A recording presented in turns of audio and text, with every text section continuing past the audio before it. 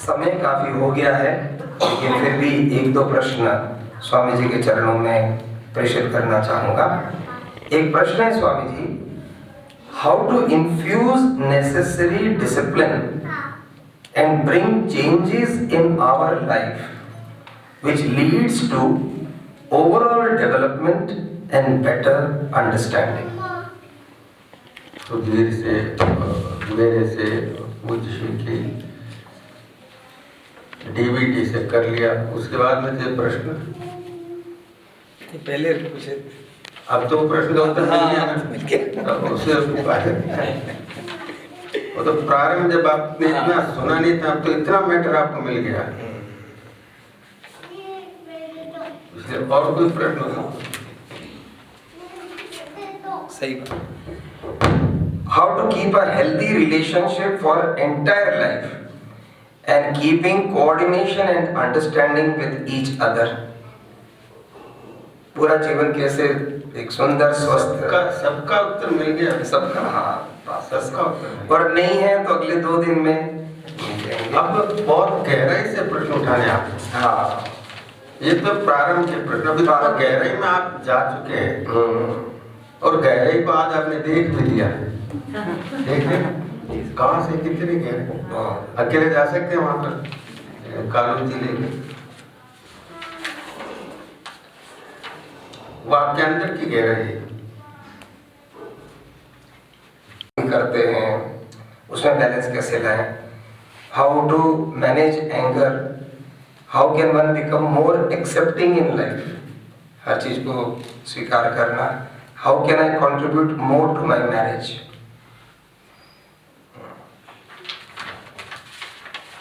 आप जो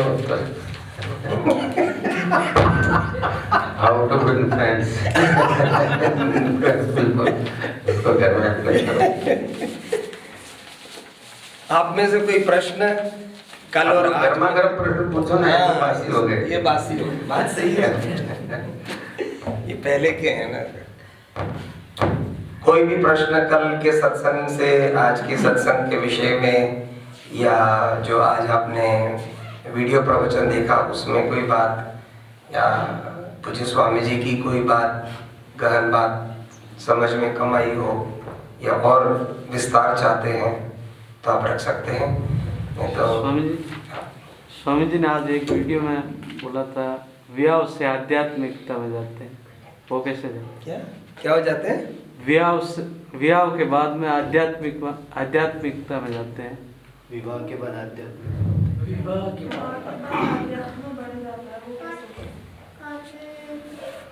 ये जो अभी तक मैंने आपको बताया ना, ये सिर्फ विवाह के बाद में उसमें एक अलग रंग आ जाता है, इसमें अलग रस आता है।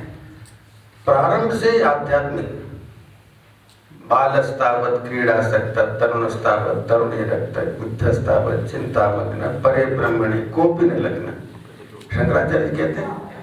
तो इसका मतलब बच्चे को भी आध्यात्मिक बनाना है, नवजात शिशु को उसको भी आध्यात्मिक बनाना है, उसके कान में बोल करके। वो तो समझता नहीं, भाषा नहीं समझता, और प्रेम को समझता है, तो उसको आध्यात्मिक बना के बादल से, वर्षा से, इन सबसे उसको जोड़ना, उसके प्रति पूज्य आदर भाव उत्पन्न करना, और बहुत जल्दी उसको रिसीव कर लेगा। गर्भस्थ शिशु है, उसको भी आध्यात्मिक बनाना है, वो माँ बनाएगी उसको। उसके पहले जब कंसीव करते उस समय भी खुद चार्ज है, उसके हर सेल चार्ज है पति का, और उसका जो पूरा शरीर का भोजन का जो सार निकलता है वो चार्ज है, उसकी आंखों से, उसके स्पंदन से, भाव से वो चार्ज है। वहां से आप प्रारंभ करो, फिर धीरे धीरे आगे बढ़ा। अब जब गृहस्थ में प्रवेश किया ना, तब बहुत परीक्षण, तब एक मधुमेह साधना, वो आनंद की यात्रा हो जाए। उसको आवश्यकता है इसलिए गृहस्थ में प्रवेश किया, संस्कृति को बचाने की आवश्यकता है इसलिए गृहस्थ में प्रवेश किया, कामना को पूर्ण करना इसलिए गृहस्थ में प्रवेश किया। गृहस्थाश्रम में एक साधना है, देखो ऋषियों ने विवाह किया तो कामना के कारण नहीं किया, संस्कृति को बचाना इसलिए वो एक प्रवाह, ये ईश्वर का संकल्प है। प्रवृत्ति मार्ग में भी आत्मज्ञान है, निवृत्ति मार्ग है उसमें भी आत्मज्ञान है, तो इसलिए ऋषि विवाह करते हैं। तो इसलिए अब आप लोगों के लिए क्या है कि हाँ, अब आपके पास चुनौतियां बहुत ज़्यादा हैं, चारों तरफ इतने विरोधी तत्व हैं, करियर को बनाने इतना प्रेशर है, पत्नी का, परिवार वालों को, और अपने आदर्श को लेकर आगे भी बढ़ना है। कैसी भी परिस्थिति हो, अपने विवेक को जागृत रख करके हमको जाना चाहिए। कहीं कॉम्प्रोमाइज नहीं करना, शक्ति को बढ़ाते चले जाना, यही तरीका और कोई तरीका नहीं। समझ को ठीक करना। आप अरबपति बन सकते थे विनोद भाई, ऐसे है ना, इधर उधर करना, ये लपड़ा कपड़ा करना, खूब पैसे कमा सकते थे। एक अलग शिक्षक, लोगों को गाइड करो, तो मन की शक्तियाँ, उसके बारे में जाना, खुद ने अभ्यास किया, अध्यात्म के पथ इनके सामने उद्घाटित हुआ। तो ये पूरा कॉन्सेप्ट क्लियर होना चाहिए। तो ये 25 वर्ष, फिर 25 वर्ष, उसके बाद में क्या? तो लगातार हमको आध्यात्मिक साधना करनी है।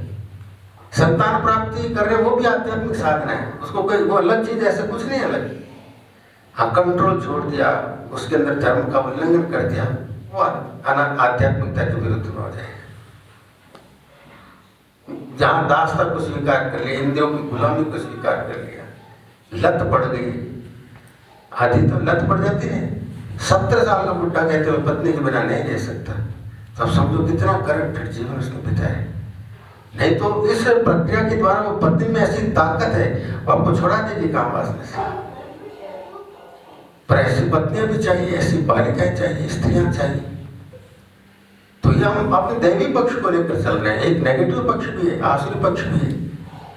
अविद्या रूपणी अगर आ जाए पत्नी, तो प्राण खा जाएगी आपकी, आ जाती है ना। ऐसे संतों के जीवन में आए, और कौन से संत थे कि गन्ना लेकर क्या, वो गन्ने लेकर आए, रास्ते में जो मिलता सबको बांटते जाते। घर में वो आए और अकेले भगवान एक गन्ना दिया, बस यही लेकर क्या है, बस ये हाथ से छीन करके एक मारा कस करके अपने पति के, 2 टुकड़े हो गए।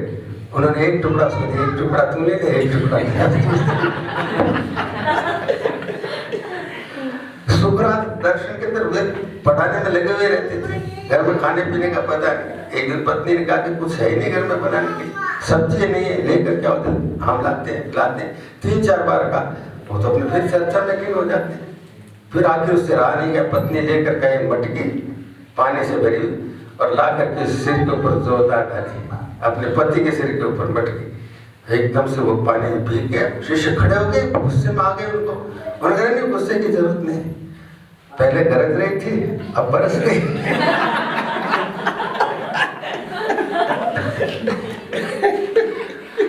तो ऐसे विपरीत परिस्थिति जाते, फिर आपको जागृत होना है। इसलिए ऐसा करना नहीं, जीवन को समझो, जीवन का रहस्य क्या है। जितने भी इस पथ पर आगे बढ़ेंगे और विपरीत शक्तियां आएंगी, परीक्षा करने के लिए आएंगी, पर लक्ष्य और उसकी प्रक्रिया वो स्पष्ट होना चाहिए। आड़ू नहीं बनना है, शुष्क नहीं बनना है, अति नहीं करनी है। इसलिए सत्संग करते रहना, बड़ों का आशीर्वाद लेके मिल करके रहना, एक दूसरे को सपोर्ट करके, तो बहुत कोई पुण्य ऐसे होते हैं, तब ऐसे सहधर्मी मिलती है जो लगातार आपके कष्ट में भी साथ में रहेगी। सेवा के द्वारा, कष्ट के निवारण के द्वारा निरंतर बहुत तेजी से आगे बढ़ते। मैंने कहा घर बार छोड़ देते हैं, उसके रास्ता बहुत कठिन हो जाता है, शुष्क होने का डर रहता है। इसलिए गीता में साफ कहते भगवान ने, गृहस्थ में रह करके यू आर सेफर। और आज के कलयुग उनको मालूम था, वो तो जब कलयुग आने वाला है सब उल्टा सीधा होगा। तो घर में रहते हुए करना सरल है, तो कामना पूर्ति है तो करो, परंतु उससे भी ज्यादा कामना को जागृत करो। मेरे को देश के लिए करना है, नया आविष्कार करना है। ये जागृत और कर्तव्य बोध हमारा समाप्त नहीं होना चाहिए। तो वो चीज छोटी हो जाएगी। जाओ पहाड़ों के अंदर है, कितना आनंद आएगा। थोड़ा मन को शांत करो, एकदम चारों तरफ से इससे आनंद आना शुरू हो जाए। पत्नी को साथ में ले जाओ, मना कौन करता है? वो सहारा दे गया, वो हाथ पकड़ के आपका पैर फिर लेगा, मेरा हाथ पकड़ लो, आप उसका हाथ पकड़े, और फिर जाकर दोनों ने बैठ करके ध्यान किया, तो कितनी गहराई का अनुभव करें, नहीं कितने आनंद। फिर वही गहराई उसकी आंखों में दिखाई देगी, एक दूसरे की आंखों में दिखाई देगी। झील की तरह आंखें होती है, प्रेम होता है ना, तो उसके अंदर बहुत गहराई दिखाई देती है, उसके आर पार चले जाते। तो आप ऐसे होते जिसके प्रति प्रेम होता है, तो कितना उसके अंदर अनुपम सौंदर्य दिखाई देता, अनुपम रस दिखाई देता।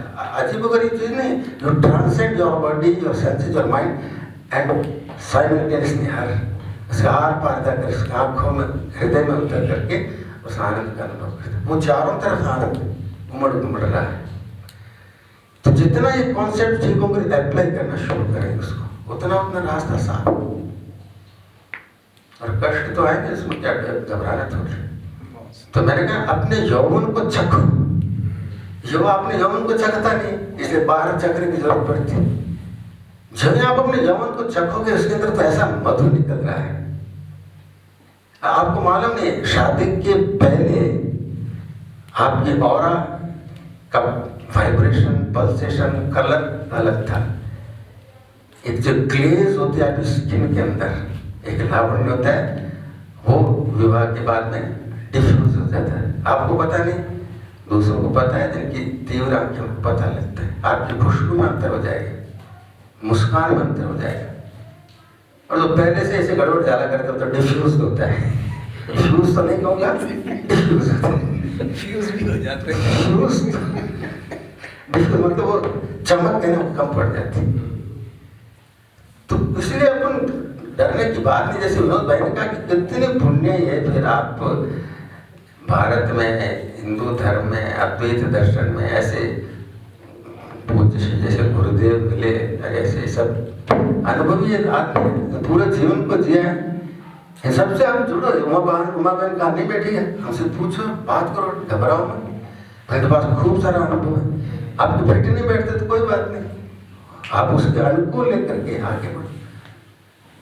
तो जैसे आप विनोद बहन के ब्राह्मण मूर्ति में उठेंगे कि बायोसाइकिल हमारी विकृत हो गई, ठीक करो उसको। पूछो क्यों ब्राह्मण मूर्ति में उठना? उस समय इतना आनंद चारों तरफ घुमड़ता है। आप कवर्ड रहते हैं चद्दर से, तमोगुण से, उसे वंचित हो जाते हैं। इतने पॉजिटिव वाइब्रेशन, इतने मंत्र बोल रहे हैं, हिमालय की गुफाओं में बैठे। विवेकानंद कहते हैं कि हम आकर के अल्लाह गुल्ला करते हैं, बोलते हैं, उससे तो ज्यादा जो गुफा में बैठ कर एक थॉट को फैलता है। सर्वे भवन्तु सुखिनः सर्वे सन्तु निरामयाः, ऐसा आशीर्वाद दे रहे हैं। तो इसे ब्राह्मण मुहूर्त में उठो, चेंज योर बायोसाइकिल। आप पढ़ाई के दिनों में हमने रात को बैठ के पढ़ते 2:30-3 बजे तक जो पढ़ा है तो उसमें देर से उठेगा। पर अब तो चेंज करो, उसको चेंज कर सकते हैं। भोजन छोड़ दो, हैं, व्रत कर लो, तपस्या करो। शौच आने में दिक्कत होती है, स्नान कर लो, दोबारा शौच चले जाना। ये तो होता है, विकार आ गए, चाय ज्यादा पीते हैं उससे विकार आ गए। इन सब के बावजूद भी आप अपने प्रातःकाल ब्राह्मण मुहूर्त में उठाओ, पूरी सात्विकता रहेगी। दिन भर के सारे काम में और अधिक तेजस्विता से संपन्न होंगे। तो ऐसे करना तो पड़ेगा आप लोग।